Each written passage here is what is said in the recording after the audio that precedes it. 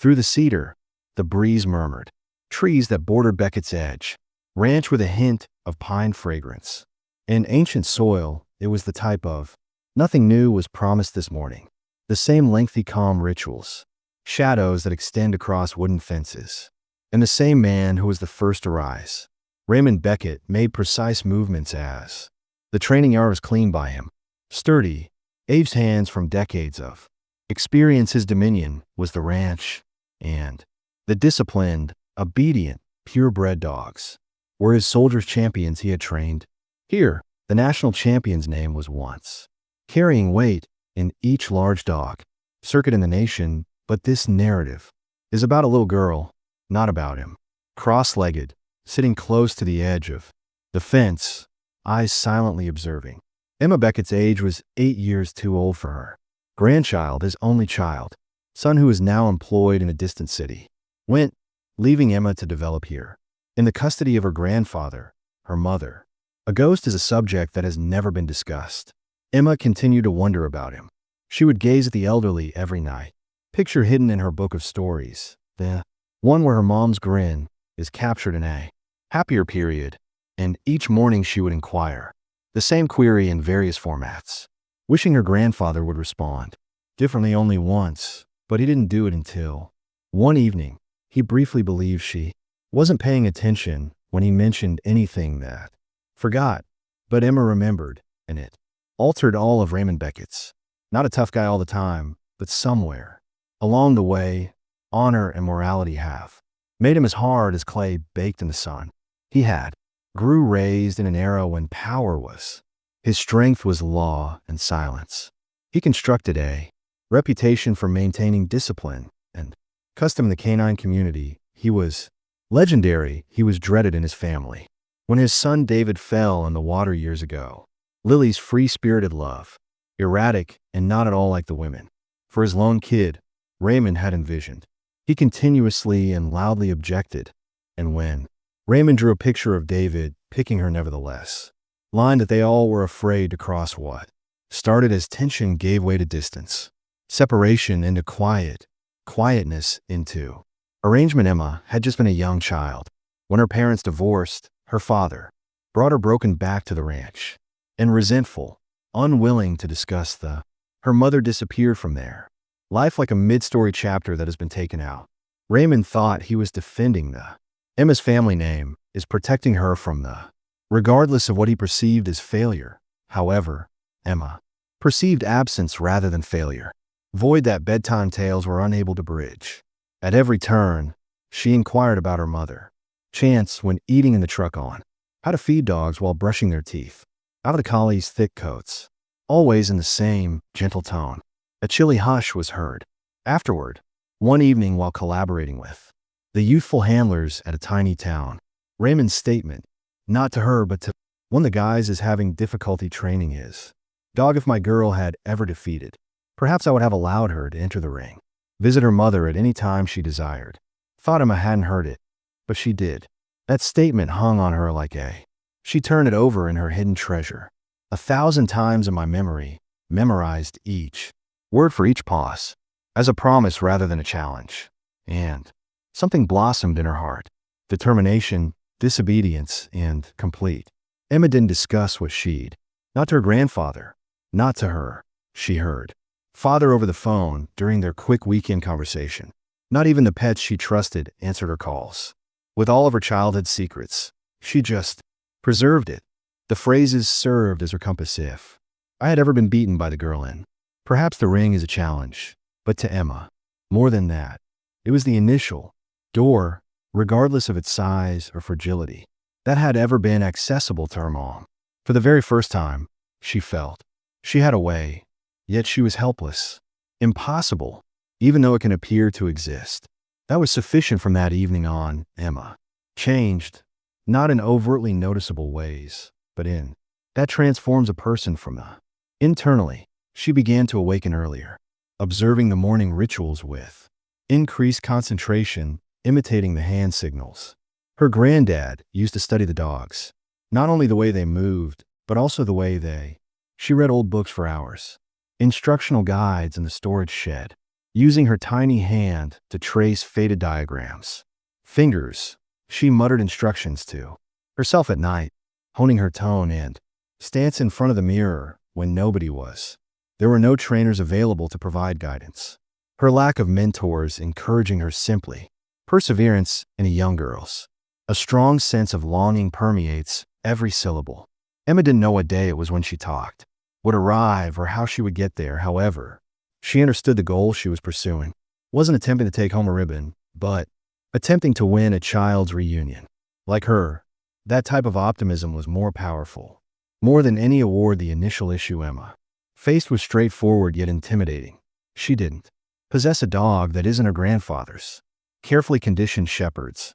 Not even a puppy she could claim as her own. Beckett Ranch's animal was either in training or following a full exhibition, retiring career, yet she couldn't claim any of them. Emma started searching elsewhere after. She would ride her bike across the school town to look over the perimeter of. She went to the local neighbors' yards.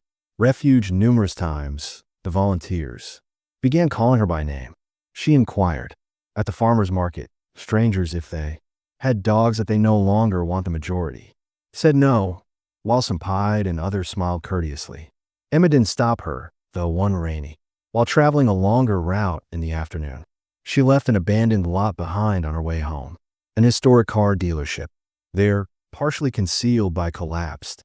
The wooden crate had a quivering form, mud splattered and fur tangled. It was a dog or a similar object to young, despite the fact that you'd hardly identify the breed beneath the dirt, and one ear is crooked and has thin scars. Eyes too worn out for a body that young. Emma moved cautiously toward the needling in the wet grass. The dog let out a deep snarl. Uncertain warning, but she chose not to run. Stretched out her hand without saying anything, and, after waiting for several minutes, the dog finally, smelling her fingers, she crept forward. That was plenty. She gave him the name Max. It was difficult for her to bring him home. Grandpa hardly looked up as the dog came in drenched and shivering. After her, if that thing's not. Show dog, he whispered, but Emma remained silent. Max was given a warm water bath by her. Pulls out his coat and wraps himself in. He didn't wag his tail like an old towel. Didn't go, but he didn't lick her face. Either Emma recognized herself in that quiet. Unwontedly wounded, he is still clinging. They weren't trusting at first, but they started, and that was all Emma had to do. Max wasn't like training, but it was necessary. She is a well-bred dog on ranch owned by his grandfather. He was unsure of how to remain seated or even arrive when summoned. Cringed at loud noises and abrupt movements. Sounds occasionally, he would gaze at spending time in the room's corner. Emma was unable to identify the subtle trauma, but she persisted because she couldn't. Emma researched all she could find. The library's books appeared blurry. Videos on the town's internet. Computer, and even infiltrated the neighborhood dog club exercises to watch when the trainers dismissed her because she was too young. Observed from behind gates while making notes about leash tactics and hand signals. Her finest teacher was failure. At one county, the competitions were savage. At the fair, Max froze in mid-course out of fear. By the sound of an adjacent demolition, Dirty just stood there, refusing to move, shuddering as onlookers murmured, and Emma laughed and didn't cry. At least not. Till they arrived home that evening, she curled up on the barn floor next to Max. She muttered, tears seeping into his fur.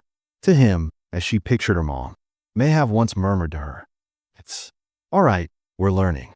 At another gathering, Emma was chastised by the judge for wasting time spent by all with an untrainable. She didn't stray, but that one cut deep. Dispute, but instead she observed the other. Handler's assurance and fluidity. Motions the smooth connection with their dogs. After that, she practiced at home. Harder, she documented every show in a notebook. What worked, what didn't, and Max's response to diversions that helped him relax her. The pencil-written notes were sloppy and dirt-smeared, but they were maps, hand-drawn maps to a more favorable location, and they improved gradually, one judge at a time. The regional expo took a break following their usual. "That dog has more faith in you," I stated while kneeling. Emma said, "Some handlers can never earn Wasn't successful that day, but it was the first. At one point, she thought that perhaps they were being perceived for their true selves. Unpolished yet authentic, she found. That waiting was only one aspect of patience. It involved having faith in the procedure that a whisper could have greater power than declare that the dogs did not obey orders. After that, they followed up every day. Emma trained in the old corral at school. The wooden posts behind the barn were unevenly decaying the ground, yet it was. She constructed leaps from their arena. Cones were woven from soda using broomsticks, bottles, then rotated the dusty area of soil into an area of. Max's resolve also shifted. He ceased, flinching, and started to wait for her. Motions began to wag his tail, not often, but enough to shatter Emma's heart with delight every time it took place too. Years went by in like manner, as her classmates who were devoted to cartoons and Emma's phone obsession with clues and timing of the correction, while other children scheduled sleepovers and dances. She established protocols and gave her another look. She kept her mistakes from her granddad. Emma didn't want to prove herself just yet, not with words at first, but with labor, and Max was her accomplice in that pledge. Emma was the first to bring it up during supper. On a calm night, she glanced across at her grandfather's table and uttered, "You once asked if I'd done a good job training a dog. Sufficient to defeat you. You would allow me to view my mom." The elderly man stopped the spoon midway to, "I never said that," he said. However, there was something about his voice, cracked as like he might have said it a long time ago out of rage or justice, but it had never been a joke to Emma. "I'm all right," she said. "Max and I are." He scrutinized her thoroughly before. It has been a long time since her cheek softness had become more acute, into someone's silent power who understood how to persevere. She resembled her more. "You want a challenge?" asked some mother more than before. "Tomorrow at the ring, just like he inquired." The past. Emma nodded. She didn't get much sleep that night. Max and they practiced their routines one last time under the old flood in the barn. Light, not for perfection, but for link, that unsaid comprehension. Morning had been built over years. Arrived silently, the corral appeared larger in some way that day. On one side, her grandfather was standing with. He is a champion with his polished border collie. Emma stood perfectly poised on the. Max was attentive and still next to her. Habits started when her grandfather ran. Perfect, crisp lines, tight turns, and the dog flowed through the course with elegant mechanical design, after which Max paused when it was Emma's time. Initial leap, but only briefly, and then as if recalling each and every long night. Encouraged in a whisper, he leaped what? Although it wasn't flawless, what was? Max answered Emma's question with something better. Dance-like motions that can occasionally be awkward, sharp at times, but always in time when he steadied when she faltered and paused. She used her voice to raise him by when they reached the last marker, the ring was in breathless quiet. Her grandfather simply did not clap. Approached, glanced down at Max, and then, "You trained him," he said to Emma. He cleared his mouth and nodded, saying, "You trained oneself as well." But, he continued after a protracted silence, that wasn't enough to defeat. Emma was devastated, saying, I've trained nationally in the ring. Champions, you showed courage today, and uncooked, but yet insufficient." She attempted to conceal her dissatisfaction, but her eyes. Max leaned on her leg, shimmering, recognizing the gravity of the situation. Yet her. "You surprised me," the granddad went on. "Many individuals were taken aback by you." He glanced down at Max before turning back to Emma. His face had a gentler appearance, an element that wasn't present in. "I'll give you another chance," he said. 3 days from now, same location, final round. The promise remains if you prevail." Emma gasped and gave a single nod. Firmly during the following 3 days, the property became a flurry of activity. With self-control, Emma revised her daily schedule, analyzing each error from the initial trial. She introduced further difficulties in manage fictitious distractions and capture her sessions on tape to capture subtle mistakes. She spoke words of encouragement too. Max was rewarded by her when he hesitated. When he was successful, He laughed, and each. They practiced under the stars at night, not out of pride, but rather for retaliation, a pledge that was more important. By morning 3, Emma and Max were traveling together. The airs were still. Nonetheless, they were now laced with elegance. Max's gaze remained fixed on her. Voice remained constant, and the arena wasn't. It was their home, not just a ring anymore. Field, and they had prepared the last. The trial was more subdued, with little audience or excitement. Only the breeze blowing across the lawn, and the gate's gentle brook as Emma lead Max into the second round of the ring, and, for the last time, her grandfather had already. Their unreadable expression with their arms crossed. Beside him, the border collie stood, ready and poised, its coat glistening in. Ready, the late afternoon light. Emma nodded as the elderly guy inquired, "We are." Emma moved first when the whistle blew. Orders that were more smooth and quieter now. She trusted and gave up trying to be flawless. Max moved the relationship they had established, albeit not precisely with her, with a cadence derived from 2 years of unwavering faith and a common fight. Every leap was a recollection, every turn a promise fulfilled. They weren't merely.